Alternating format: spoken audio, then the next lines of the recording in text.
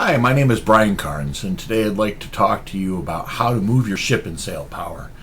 And this is one of these things that you need to get going to play the game. And at first it might be a little confusing, but we hope to take the mystery out for you. So let's jump right in and get started. First thing you know about Sailpower is that you can't pre-measure movement. We're not jumping out of the ship and taking a yardstick and figuring out how far away that island is. So you have to actually guesstimate where things are. Now, you might say, well, how do I do that? Well, the first thing I would suggest to you is that your model has a link from front to back. And that is actually recorded on your ship sheet as the turn delay. And we'll get into turning in a minute or so. But basically, if you just block number of ships, you can easily estimate that way. So if you just literally visualize, okay, that's 4 ships ahead, my ship's 6 inches long, so that's 2 feet. And similarly, and the only difference between the scales, if you are playing in 6mm scale, it's the same deal, only you're in centimeters. So your model is 6 centimeters long, and you can visualize it that way. So next thing we want to talk about is that you absolutely must plot something unless you're anchored where your ship will drift. So ships in the Age of Sail don't actually stop. They actually would trim the sail to end up in a certain spot. We call that spilling sail.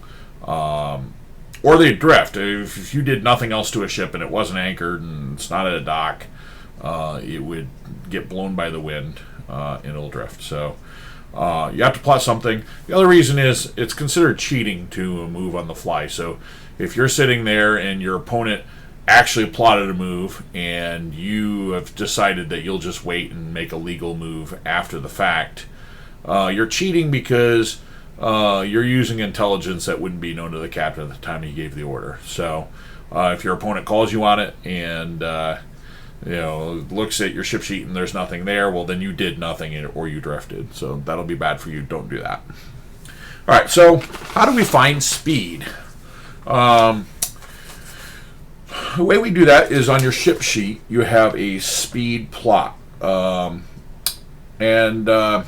If you are a sailor, this will seem a little backwards because it takes into account that you're a gamer looking down at your model, whereas a sailor is on the deck and the wind comes at him. But show you how it works, and what you'll find is some people interpret this a little differently, but it comes out the same way once you understand how it works. So what I do is I take my pencil, or in this case a Sharpie. Sharpies. And I look at how my ship is facing. So let's say my ship is facing, that way. All right. And then I look at which way the wind is blowing. And I take my ship sheet and put it the same way the ship was facing. Backwards of this camera here. Let's say that the wind is blowing that way. All right. Your pencil will be pointing at the speed that's available to the ship on that heading. So most basically, if you are with the wind at your back, you have not your best speed, but almost your best speed. And if you are dead into the wind, your speed is 0. All right. You might ask, why isn't the wind at your back your best speed? And the answer is that's called a wind shadow. And it's funny because in the first edition of Sailpower, we thought that would be too complicated for new players, and so we left it out. Sailing wonks were quick to say that they liked the simplified movement system, but they really hated that there was no wind shadow. So since it is just numbers, we went and put that back in. What we're talking about with a wind shadow is this. If you're looking at your ship, the best speed is coming off the back so that the wind can hit all of the sails. So that's going to be your absolute best speed. Directly behind, as you can see, the first mast here is being blocked by the second mast. So that's not your best speed. All right, now if you've played other ship movement systems, the most glorious is probably Wooden Ships and Iron Men. It was played in hexes. You'll remember that the way they did things is your best hex, and then your running upwind hex.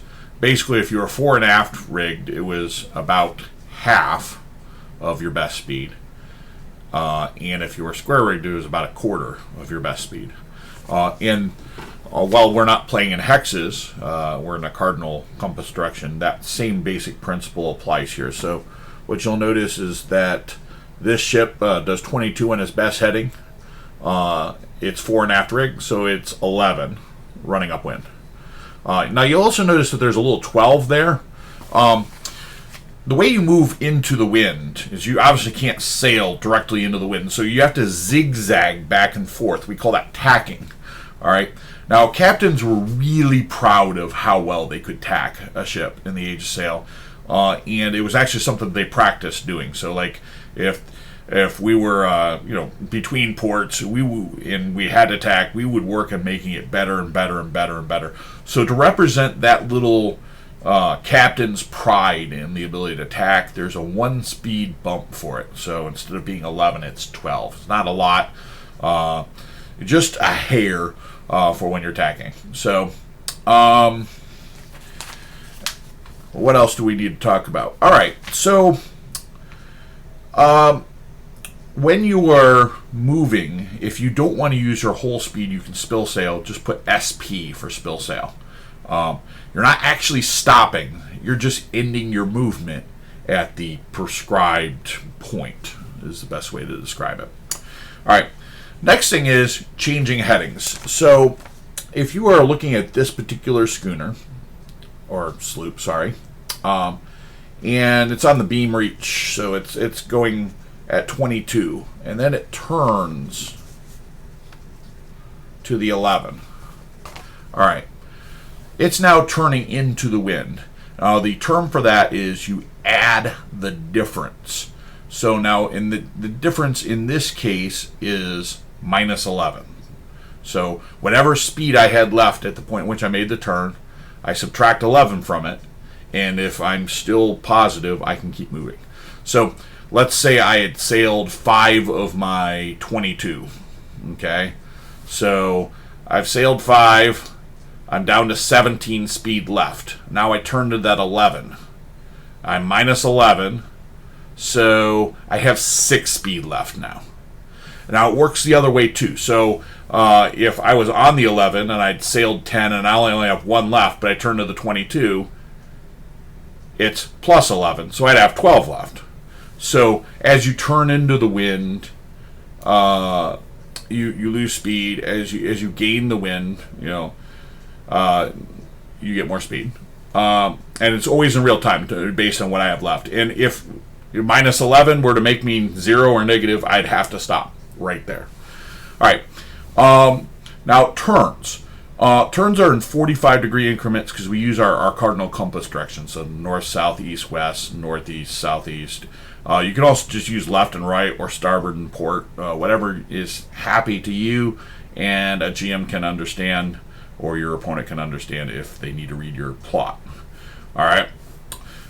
So it's up to 45 degrees. This is not a hex system. This is not a, we're not counting squares. So you can do a partial. So like if I want to do a partial right, I can put PR for partial right, or I can say turn partially to starboard, whatever I want to put. And that's up to that. And you can put, your crew understands your native language. So let's say I'm sailing out there and there's an island out there and I just want to come just to the right of it. I don't want to go fully to the right. I don't want to be way out at sea. I just want a little bit to the right of it. Your crew understands your native language, so things that they would understand go on that ship sheet like that. So you can do partial right, avoid island. That works. Similarly, if you're following another ship, like you're in a fleet, you can plot as flag. So whatever the flagship does, that's what I'm doing. So those are ways and again, if there's a question on the language, if it's questioned, whatever you do, common sense language wise, let's say you plot as flag, but the ship that you're following is way faster than you, and your opponent says, "How did you sail that fast in that slow tub?" Yeah.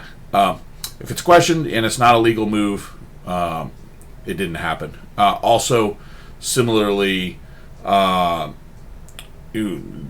interpretation of the English, if it's incomprehensible, or when we run GM games, whatever the GM interprets that as ends up being the law if it's questioned. So just make sure you're clear. So turning. We already talked about what happens to your speed when you turn. Well, how do you turn? All right. First of all, I want to stress that this is a simplified system for sake of being able to run lots of ships. It's not a sail simulator, but it hopefully reflects the gist of some of your Age of Sail movement. So here's how it works. Your ship, I'm going to use this unpainted starter ship, basically gets one turn at the beginning of movement, 45 degrees either direction, and then one at the end. So at the end of movement, it can turn either way. It also gets, for every time it moves its turn delay, so that's the length of the hull, it gets another turn. So a very large ship, like ship of the line, very likely will only get its beginning and end turns. Small ships probably get many, unless they're running in bad wind, and then they may not get as many. But so a couple of tips about that. First of all, you can use spill sail and combined with your turn delay to do a hard over. So you're sailing forward, you've met your turn delay, right? You earned a turn. Okay? Now you want to turn again right away and go hard over. So I spill sail, so whatever speed I have left is gone.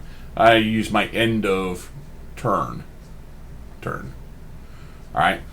That puts me 90 degrees hard over. So now I'm like this, I can fire my guns, boom, boom, boom, boom, boom. All my guns fire. Alright, so next turn, I want to move up. I hardly hit with anything because it's too far away.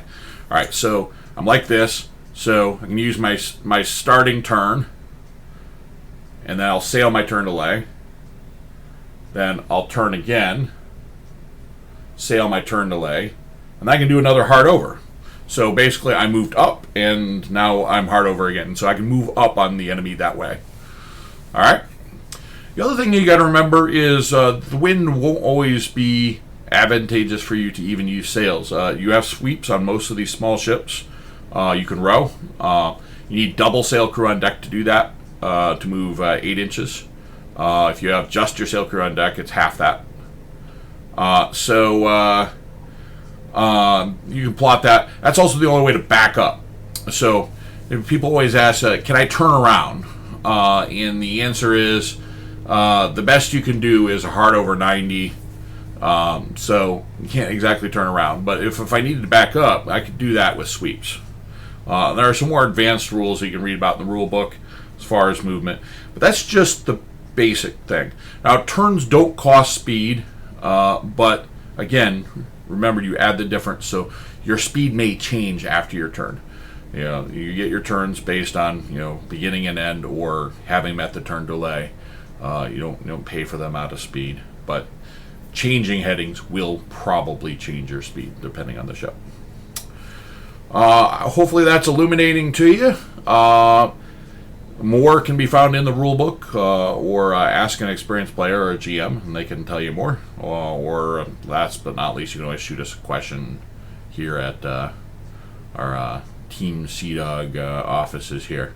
Have a great day, guys, and happy sailing.